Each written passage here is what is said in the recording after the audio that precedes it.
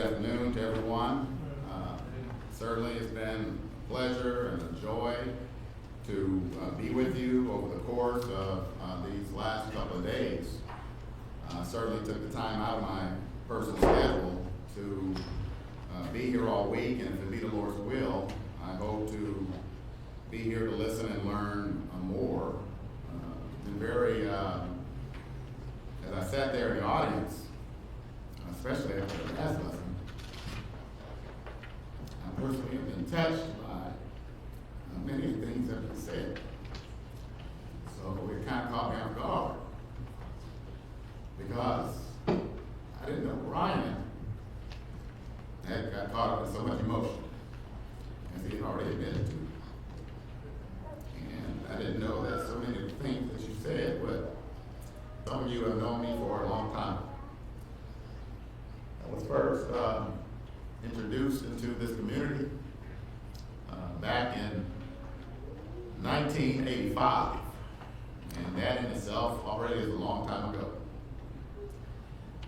In 1985, I came here to this state with a family, inclusive of a father, a mother, two sisters, two brothers, and a couple of friends from Texas, all of which 100% were members of the church. And so since that time, particularly those in my family, they call me Terry. A lot of you say Brother Walker. Some people know me as Teral, like at school. And locally here, before he passed away, Maurice Davis. Every time he called me, no matter what, it was always Terry for some odd reason. I didn't know he knew me so well. But I came here as a blended family, and funny what Brian just mentioned, that he didn't know if I was going to mention the history on that, but the only other person that knew that story is my wife. And so I told her, for the sake of time, I was not going to bring that up. So it's funny that he said that. The subject today is making strides with steps. Making strides with steps. It obviously is not type of lesson that's going to, I'm not trying to draw nobody to Christ with it. It's not going to work that way. I'm only telling you that what my experience was, because that's what the school was looking for. What my personal experience was, and maybe through my experience, if you find yourself in a situation where you are considering starting a blended family, maybe you would think about, before you got involved in that final decision, that life-altering decision, you ought to give some consideration to the children, because they certainly will be affected by the decisions that you adults make. Now, all week long, we have kind of, so far, talked about, and hit or miss here or there, about the idea of what a blended family is. And a blended family is definitely where you have two or more adults who have either been in a marriage before, and we are just going to safely assume for right now, for all intents and purposes, that everything that I'm talking about is all scripturally based. Let's all agree to that. Because I'm not here to support cohabitation. I'm not here to support shacking up. But I do believe in the fact that God has allowed, because he has placed it, obviously Matthew 19 has been brought up several times.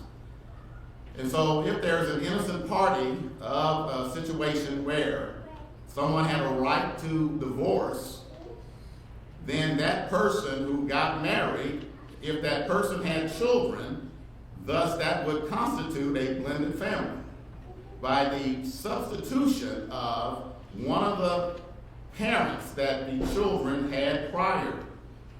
In my case, it was my biological father. And of course, just so you know, I didn't know if I was going to say all that, but I think it's probably necessary at this time,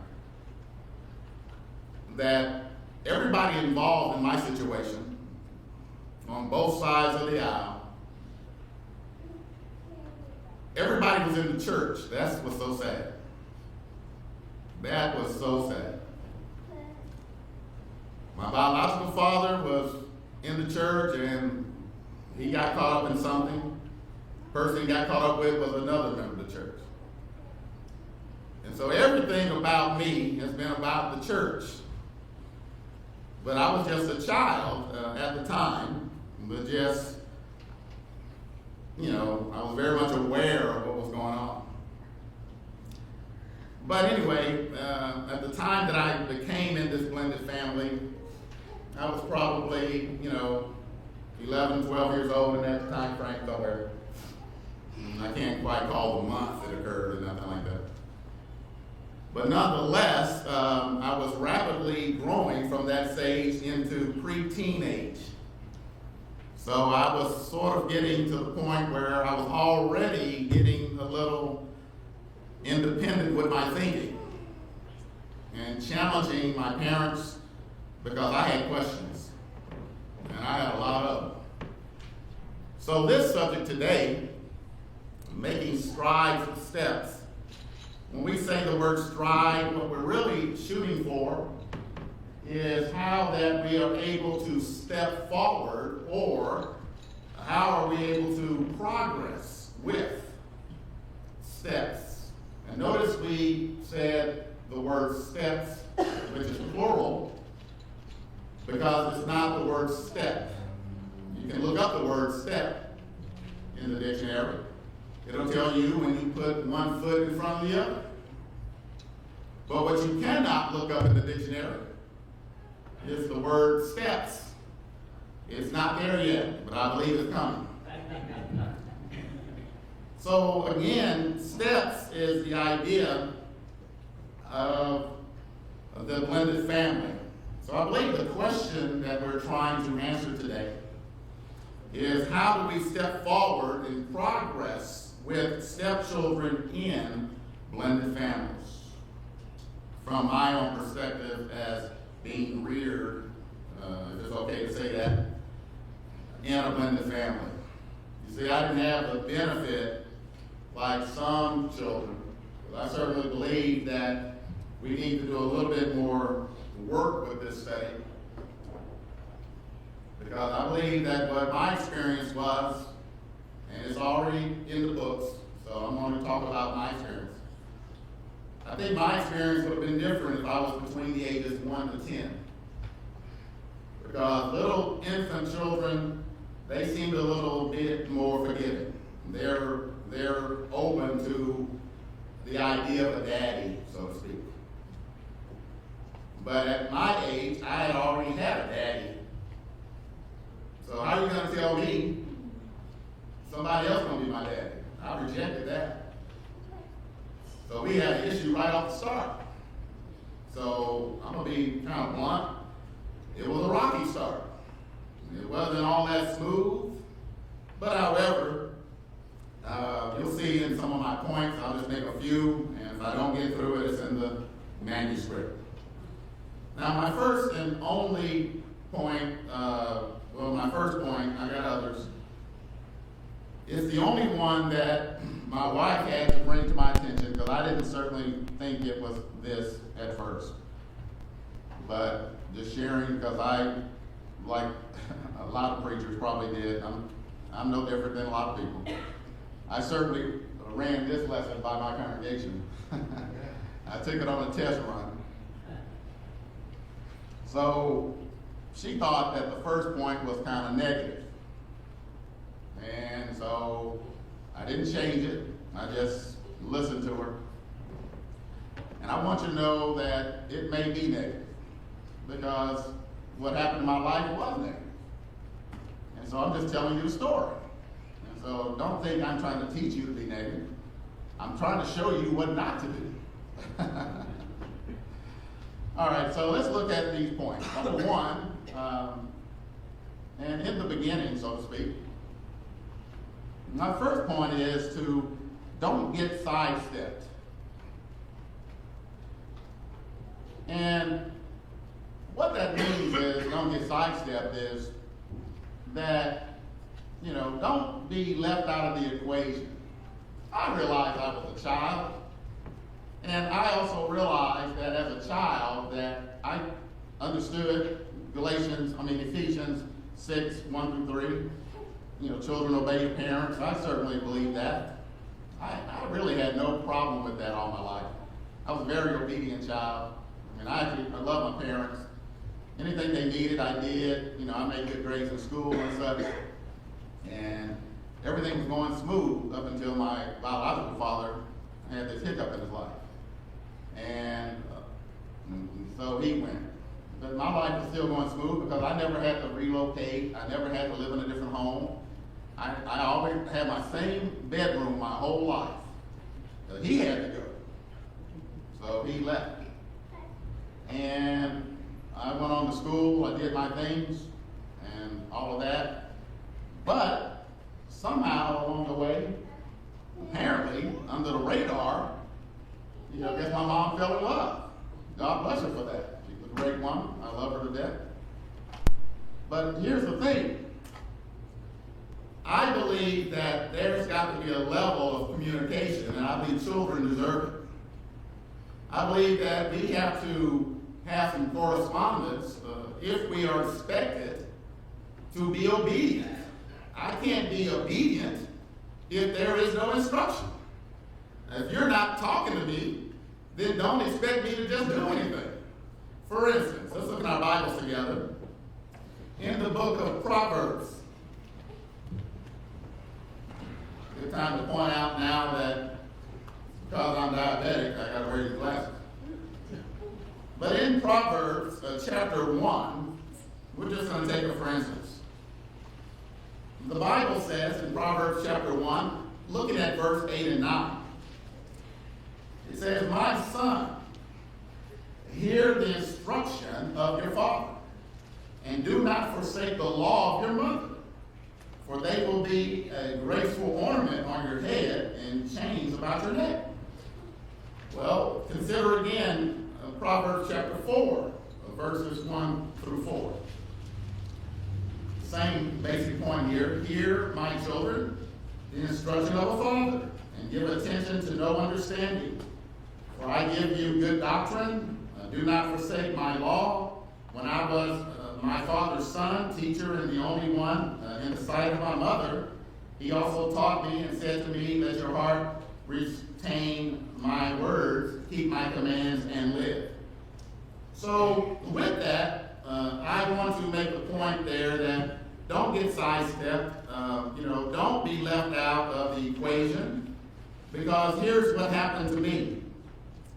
I was thinking, my dad's no longer there, so I had already started building up this idea that, now I can get the big piece of chicken. I felt like I was the man in the house. I felt like that, I had the opportunity to, step up and try to be a man, so to speak. At least that's what I started thinking. But all of a sudden, here's what the breaking news is that I'm trying to get to. That in this situation, one day my mom popped up, and God bless her, but she was married. Dropped the mic. What? There are some things in life that you just don't want to get spot notice on. I don't want to get it on my parents, mother or father. And I certainly don't want to get it on my son. Don't show up one day and tell me you married. Because at this stage, I was just a child. I had a sister. And here we are, finding out that she is married. And, guess what? I felt like we were forced to be a family. Here it is that now you got a husband. And And I'm a child, and now you expect me? Man, I just so recently had a daddy, so to speak. Now, I'm jumping years here. No need to go into all that. But the point is that even though my dad wasn't in the house, he didn't, I didn't divorce him. He was still my dad. So I still had communication with him. I still love him. I guess I probably gave in too quick and forgive them or something. I don't know what I did. But, I was still talking to him. And now all of a sudden here's another man who was in the church. But that part didn't matter. Being a church brother or a church member doesn't make you all of a sudden supersede my dad. So that's just how I felt. So my advice to us all is to, try to communicate. If you expect them to understand in a situation like that with children, because as children get older, had I been, above 15, I probably wouldn't have never accepted it. I probably would have cut them off. Probably never inquired to talk to them. Because at different stages in life, when these things happen, children take it differently. So I was just at a critical stage in my life. That brings us to our second point, and it's the first positive point. Because here's what happened after that. I had no idea what was going to happen. But number two, which is in the book, is that step up. You'll notice all the points have the word step in it somewhere. Here is what my dad did. The point of step up is that and here's what he taught me, and here's what happened.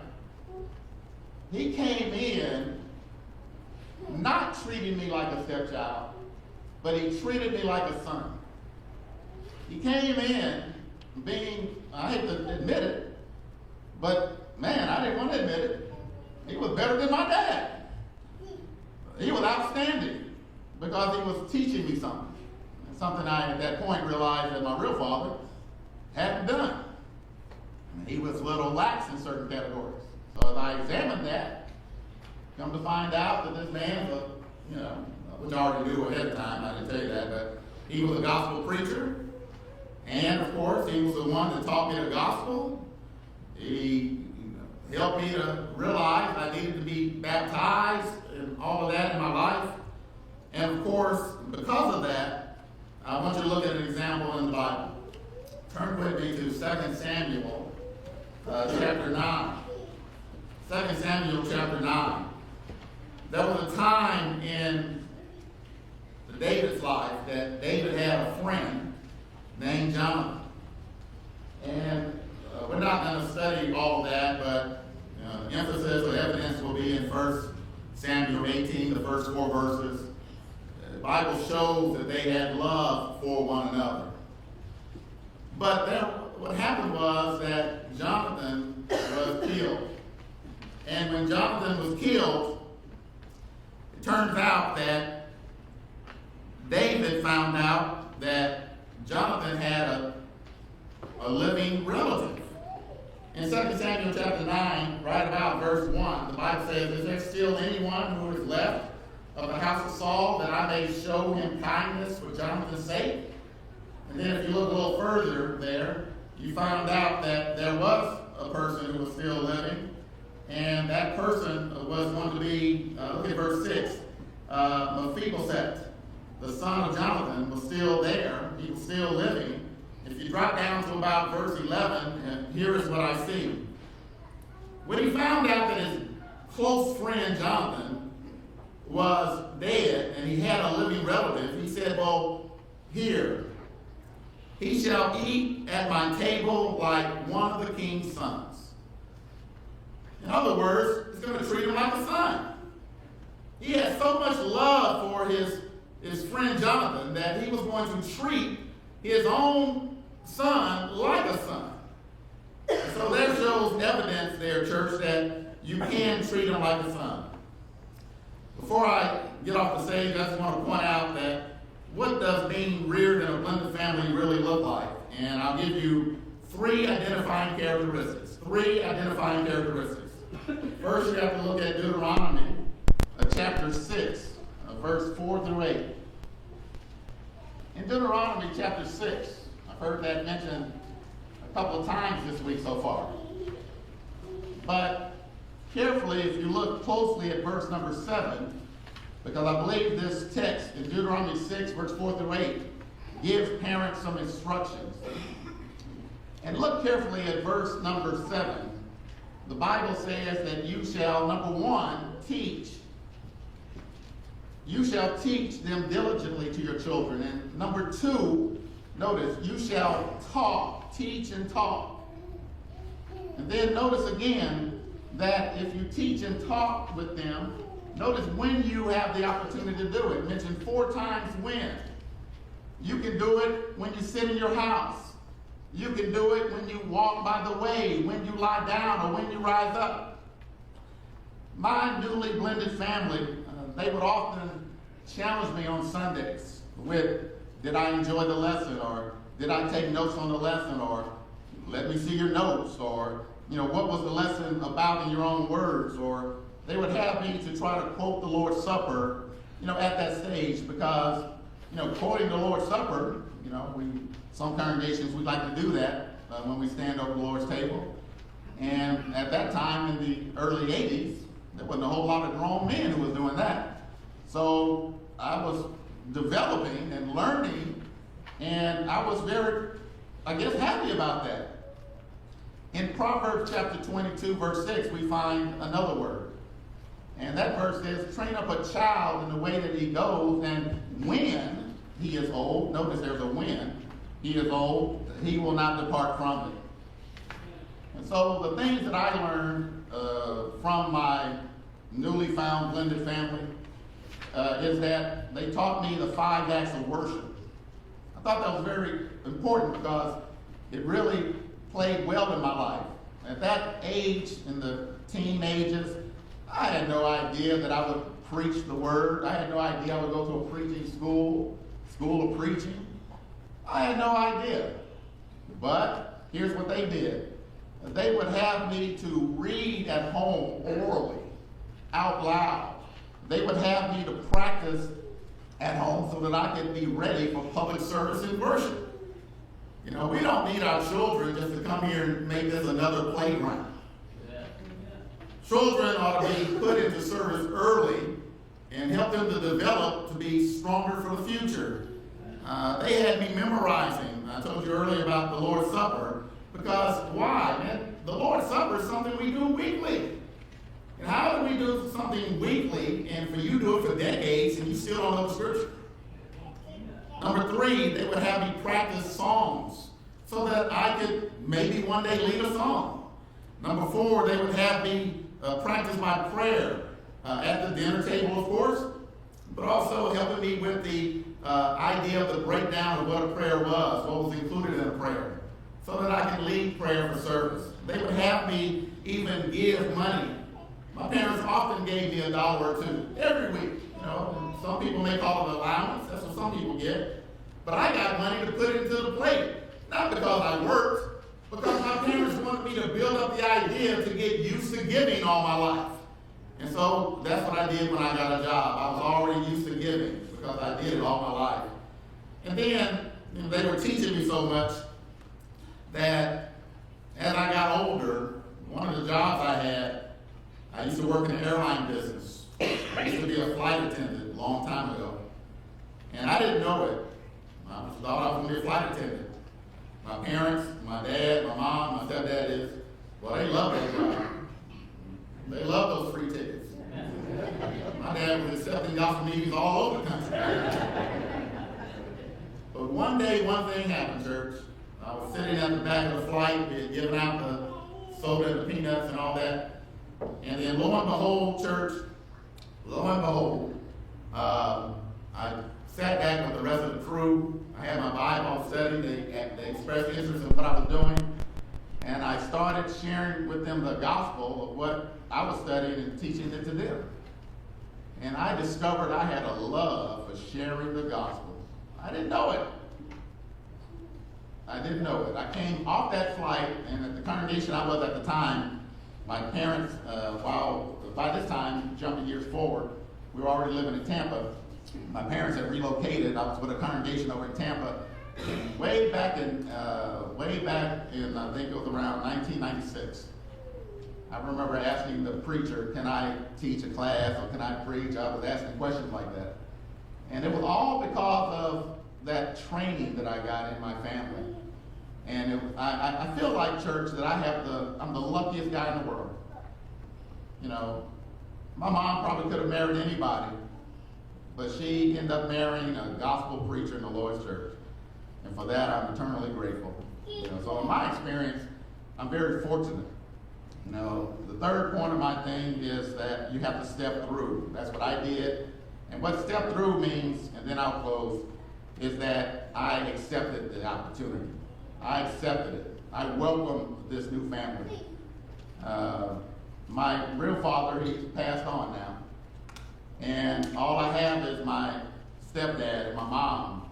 And now I go to their family reunions all over the country now. They look forward to seeing me. They welcome me. And, you know, I still refuse to call him daddy. I'm not going to deny that. He was definitely not my father.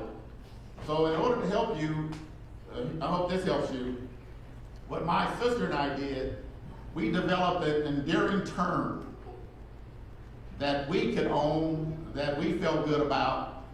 And our term that we call my stepdad, we call him Papa C now. Papa C. I feel real good about saying that. Because I'm not saying daddy, he's not my father, but he's my Papa C. And I feel like I'll put that on his memorial stone one day. I'll talk to him and I'll say, goodbye, Papa C, one day. Because that's who he is to me. I just pray to God that you get a Papa C in your life if your children ever find themselves in a blended family. May they be just as blessed as I have been in my family. I want to thank you so much.